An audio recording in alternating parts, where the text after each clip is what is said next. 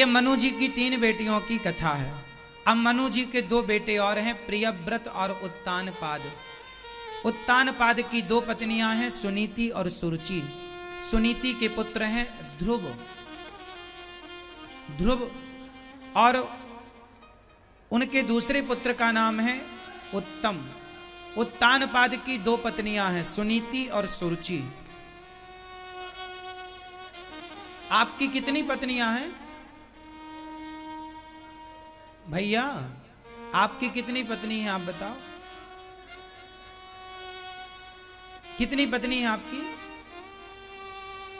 आपसे पूछ रहे हैं, गिन रहे हो क्या? हाँ, एक ही है। इतना टाइम क्यों? आपकी कितनी पत्नी है?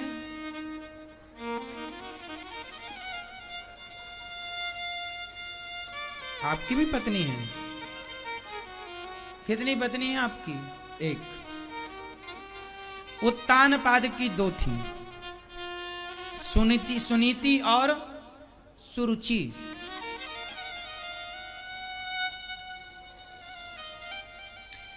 एक्चुअली हम सबकी 2 सोच होती है, तो हमारे थॉट को, हमारे विचारों को, हमारी 2 प्रकार की बुद्धि होती है। एक अच्छी सोच, एक बुरी सोच। एक अच्छी बुद्धि, एक बुरी बुद्धि। तो जो हमारी 2 सोच हैं, ये 2 सोच ही हमारी पत्नी है। हमारे 2 विचार, अच्छे विचार और बुरे विचार, ये 2 पत्नी हैं। हम सबके जीवन में अच्छे और बुरे विचार होते हैं। आप में से ऐसा कोई नहीं है जिसके अंदर अच्छे विचार ना हो और बुरे विचार ना हो। क्यों जी? आप सबके अंदर दोनों विचार आते हैं, अच्छे भी आते हैं और बुरे भी आते हैं। ये बात सही है कि गलत? हम सबके अंदर अच्छे और बुरे दोनों विचार आते हैं और रोज आते हैं, अच्छे बुरे दोनों। लेकिन हम अमल किन विचारों पर करते हैं? उत्तानपाद की 2 पत्नी हैं, एक सुनीति, मतलब जो अच्छा विचार है वो सुनीति है, और बुरा विचार को सुरुचि, स्वयं की रुचि, स्वयं का मन, शास्त्र पुराण से, यथार्थ से कोई लेना देना नहीं। तो जो सुरुचि है वो गलत विचार है और सुनीति अच्छा विचार है। लेकिन उत्तानपाद क्या हुआ कि सुनीति को घर से निकालकर सुरुचि के संग रहने लग गए और सुरुचि को ज्यादा लाड़ करने लग गए, प्यार करने लग गए। अच्छे विचारों को निकाल दिया और बुरे विचारों के संग रहने लग गए। और याद रखना, जीवन में हानि तब होती है, नुकसान तब होता है, दुख तब आता है जब आप गलत विचारों के संग रहने लग जाते हैं, गलत विचार वाले लोगों के संग रहने लग जाते हैं, तब ज्यादा क्षति पहुंचती है। इसलिए गलत विचार वालों के संग ना रहो, गलत सोच वालों के संग ना रहो। उत्तानपाद सुरुचि के संग रहने लगे। एक दिन ध्रुव जी आए और ध्रुव जी ने आकर के अपने पिता की गोद में बैठना चाहा कि मैं पिता की गोद में बैठूंगा। और जब पिता की गोद में बैठने लगे, उत्तानपाद की गोद में ध्रुव बैठने लगे, तो बगल में खड़ी सौतेली मां ने हाथ पकड़ के नीचे गिरा दिया।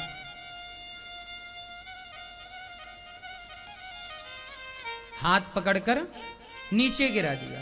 एक बच्चे का अपमान किया सुरुचि ने। मैया, किसका अपमान किया? सुरुचि ने किसका अपमान किया? ध्रुव का, एक छोटे से बच्चे का। क्यों किया?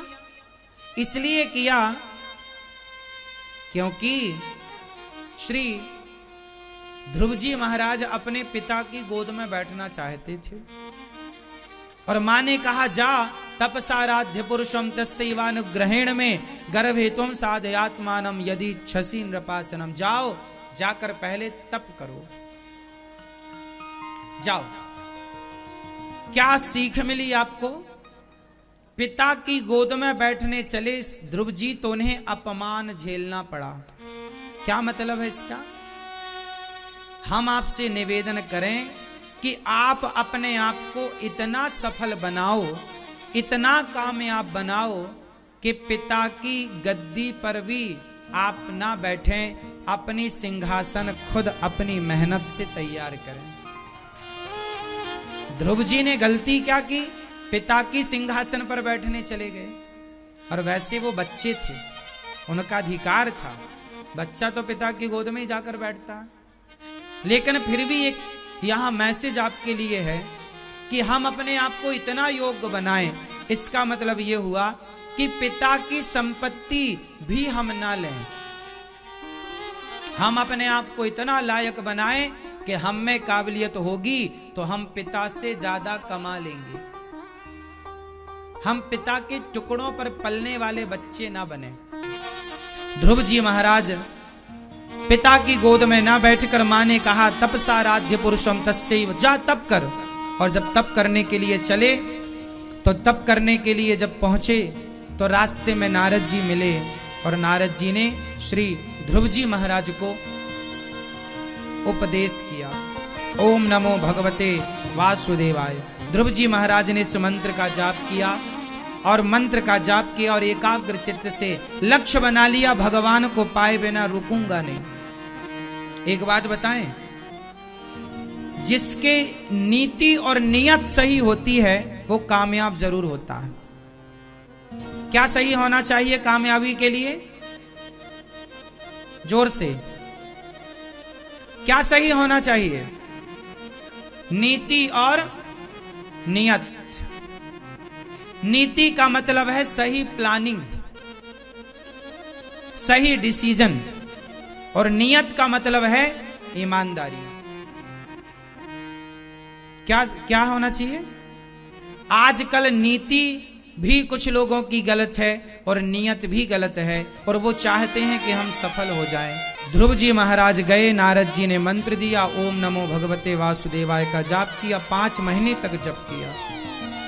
6ठा महीना लगती प्राणवायु रोक ली, भगवान को पुकारा, और जब भगवान को पुकारा इंद्रासन हिल गई। इंद्र दौड़े भगवान की शरण में, प्रभु दर्शन दो ध्रुव को। भगवान बोले ध्रुव को मैं दर्शन नहीं दूंगा, बल्कि मैं स्वयं ध्रुव का दर्शन करूंगा। और दर्शन करने के लिए भगवान आ गए। ध्रुव जी को दर्शन दिया भगवान ने, कहा पुत्र कुछ मांग लो। कहा प्रभु क्या मांगे?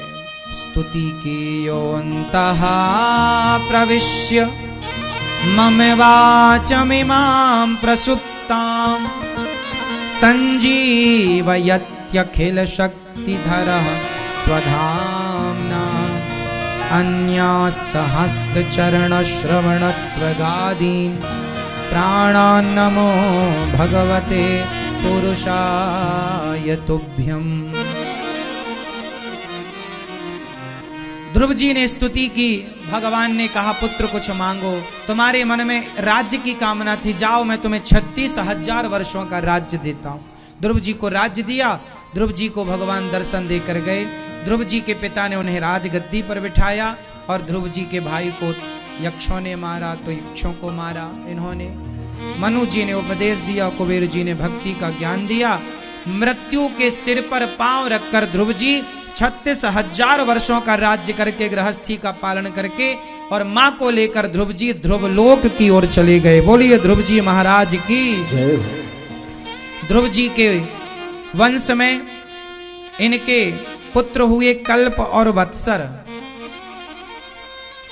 इनके ध्रुव जी की पत्नी दूसरी थी वायु की पत्नी इला, जिनके एक पुत्र हुए उत्कल। ध्रुव जी के टोटल 3 पुत्र हुए।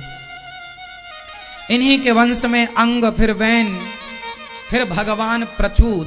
भगवान के 24 अवतारों में एक पृथु अवतार है, जिन्होंने पृथ्वी का दोहन किया। पृथु से नाम पड़ा पृथ्वी। इसका नाम पहले था धरा। पहले पृथ्वी का नाम क्या था? धरा।